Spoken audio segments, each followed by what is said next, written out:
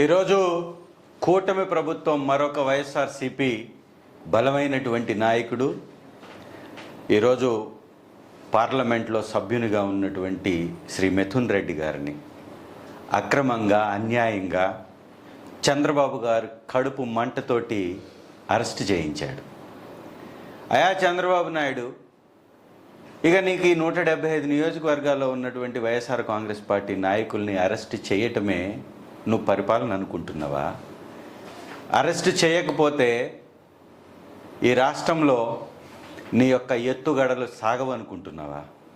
ఇది అత్యంత హేయమైన దుర్మార్గమైనటువంటి చర్య. దీన్ని తీవ్రంగా వైఎస్ఆర్సీపీ ఖండిస్తుంది.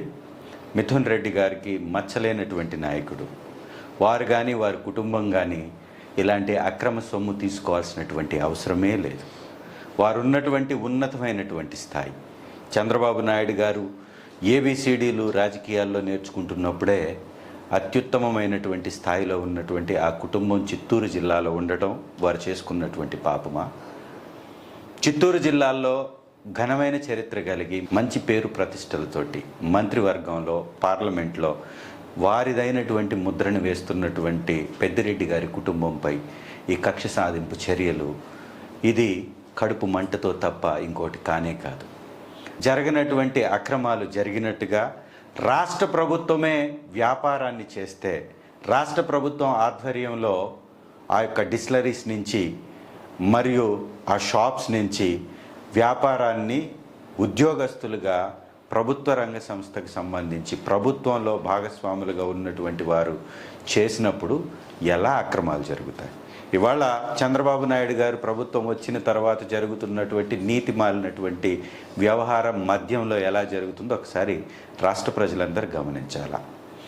అక్రమంగా బెల్ట్ షాపులు పెట్టి పర్మిట్ రూముల్ని ఏర్పాటు చేసి అక్రమంగా మద్యాన్ని అమ్ముతున్నప్పుడు ఇప్పుడు అక్రమాలు జరుగుతాయా? ప్రభుత్వం నిర్వహిస్తూ షాపుల్ని బెల్ట్ షాపుల్ని ఉద్యోగస్తుల్ని పెట్టి అమ్మించి 3 క్వార్టర్లకు మించి ఉంటే అరెస్టులు చేసి విజిలెన్స్ డిపార్ట్మెంట్ని పెట్టి వైఎస్ఆర్ ప్రభుత్వంలో కట్టడి చేసినప్పుడు అక్రమాలు జరుగుతాయి. ఒకసారి ఆలోచించండి. వైఎస్ఆర్ నేతల్ని అరెస్ట్ చేయడానికి సృష్టించినటువంటి ఒక తప్పుడు సృష్టే ఈ యొక్క మద్యం కుంభకోణం అనేది ఎవ్వరూ మర్చిపోవద్దు. ఈ రాష్ట్ర ప్రజలందరికీ ఈ యొక్క సత్యం ఈ సంవత్సరంలోనే తెలిసి వచ్చింది.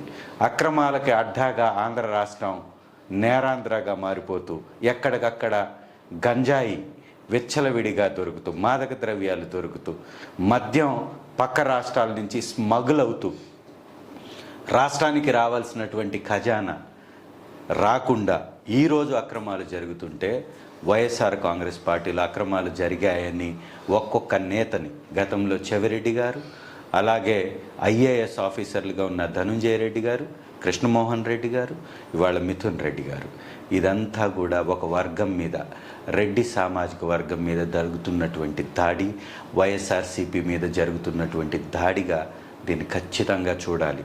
బలమైన వైఎస్ఆర్సీపీ నేతల్ని భయపెట్టడానికి, బలమైన వైఎస్ఆర్సీపీ పార్టీని గందరగోళంలో సృష్టించటానికి, నెట్టడానికి చంద్రబాబు నాయుడు పన్నుతున్నటువంటి కుటిల రాజకీయం తప్ప దీనిలో ఎలాంటి వాస్తవం లేదు.